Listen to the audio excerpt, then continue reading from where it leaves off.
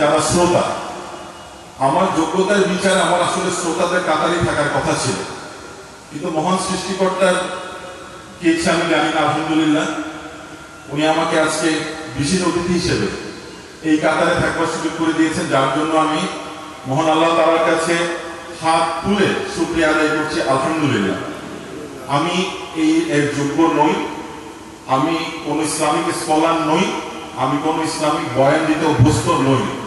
আমি একজন আইনজীবী, আমি রাষ্ট্রের একজন আইন কর্মকর্তা। আমার ব্যক্তিগত কিছু পরিচয় আছে, যেমন আমি সন্তান, আমি স্বামী, আমি বাবা। এই জীবন সংগ্রামে যখন আমি আসলে পিষ্ট, ঠিক তখনই আমার কাছে রহমতের বৃষ্টির মতো হয়ে এই সম্মেলনে বিশেষ অতিথি হওয়ার আমন্ত্রণ এসছে। আমি এটাকে রুফে নিয়েছি। আমি বিশ্বাস করি আমার জীবনে একটা নতুন শুরু হবে আজকে সম্মেলনের মধ্য দিয়ে। আমরা নিজেদের ব্যক্তিগত কাজে এত ব্যস্ত, প্রতিটা মুহূর্তে কিন্তু আমরা মানব সৃষ্ট ফাঁদে জর্জরিত। আমরা কিন্তু নিজেদেরকে নিয়ে ব্যস্ত। ইসলামকে নিয়ে ব্যস্ত থাকা বা ইসলামকে নিয়ে চর্চা করা, সেই সুযোগটা আসলে আমাদের নেই বললেই চলে। আজকে আলহামদুলিল্লাহ আল্লাহ একটা সুযোগ করে দিয়েছেন আমাকে, যার কারণে আমি আল্লাহর কাছে কৃতজ্ঞতা প্রকাশ করছি। একই সাথে যারা আয়োজন করেছেন তাদেরকে আমি ধন্যবাদ জানাই। আমি কি কিছু সময় পাবো? 5 মিনিটের মতো নাকি শেষ করতে পারবো? আচ্ছা, তাহলে আমি আর বক্তব্য দীর্ঘায়িত করছি না। আমার অনেক কিছু বলার ছিল। যে বিষয়টা নিয়ে আমি আজকে বক্তব্য রাখবো বলে ভেবেছিলাম সেটা সংক্ষেপে বলে নিই।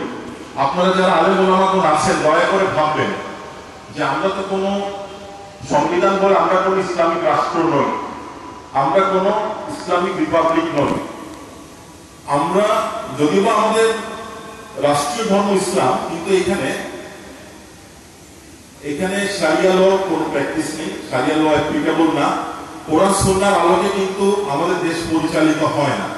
সেই জন্য রাষ্ট্রেরও যেমন বিভিন্ন বহুবিধ দুর্বলতা থাকে, তেমনি করে রাষ্ট্র কিন্তু আমাদের জনগণের সমস্ত আকাঙ্ক্ষা পূরণ করতে পারে না। সেই ক্ষেত্রে আমি মনে করি রাষ্ট্রকে সহযোগিতা করার জন্য একটা কনসেপ্ট হতে পারে, সেটা হচ্ছে যেটা নিয়ে ইদানিং খুব চর্চা হচ্ছে, সেটা হচ্ছে মসজিদ কেন্দ্রিক সমাজ ব্যবস্থা।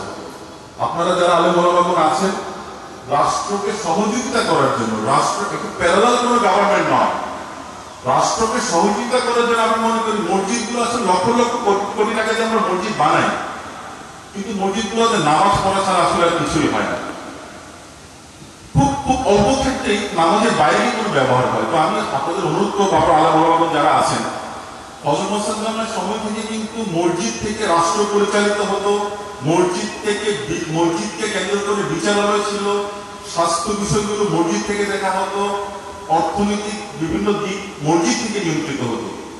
এখন আমরা মসজিদটাকে শুধুমাত্র নামাজের স্থান বানিয়ে ফেলেছি। আমার বিশ্বাস আপনারা আলেম ওলামাগণ যারা আছেন, বিশেষ করে ছাত্রীদের বিভাগের যারা আছেন, আপনারা দয়া করে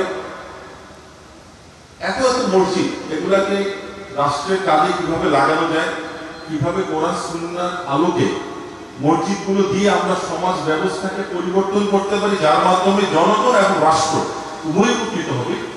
আমি চাইবো আপনারা এই বিষয়ে একটা কাজ করেন। আজকে হয়তো কোনো সুযোগ নেই, যেহেতু শুভেচ্ছা বক্তব্য, তবে এই বিষয়ে আমি যথেষ্ট পড়াশোনা করেছি। আমি চাইবো আপনারা এই বিষয়ে যদি সম্ভব হয় বড় পরিসরে কোনো প্রোগ্রাম করেন, আমাকে আমন্ত্রণ জানাবেন। আমি আমার ক্ষুদ্র পরিসরে যা করার দরকার আমি করবো। আমি আমার বক্তব্য দীর্ঘায়িত করছি না, আমি এখানে আমার বক্তব্য শেষ করছি। আমাকে আপনারা আমন্ত্রণ জানিয়েছেন, আমি চিরকৃতজ্ঞ। আমার মরহুম বাবা আব্দুল গাফফার চৌধুরী, আপনারা অনেকেই ছিলেন ওনাকে, যিনি এই বছরের 4 মে মৃত্যুবরণ করেছেন। ইন্না লিল্লাহি ওয়া ইন্না ইলাইহি রাজিউন। উনি একজন রাজনীতিবিদ ছিলেন, সমাজসেবক ছিলেন, সবচেয়ে বড় কথা উনি ইসলামের একজন ধারক এবং বাহক ছিলেন। উনি নেই, উনার যে অসম্পূর্ণ কাজগুলো সেগুলো আমরা দুভাই আছি, আমরা সম্পূর্ণ করার চেষ্টা করছি। আপনারা আমাদের জন্য দোয়া করবেন, আমার বাবাকে ক্ষমা করবেন, আমার বাবার জন্য দোয়া করবেন, আল্লাহ যাতে ওনাকে জান্নাতুল ফেরদৌস নসিব করেন, এবং আপনারা যখনই আমাদেরকে স্মরণ করবেন ইনশাআল্লাহ আমাদেরকে পাশে পাবেন। আমি আমার বক্তব্য দীর্ঘায়িত করতে চাচ্ছি না, সবাইকে শুভেচ্ছা জানিয়ে আমি বক্তব্য শেষ করছি। আসসালামু আলাইকুম। বাংলাদেশ জিন্দাবাদ।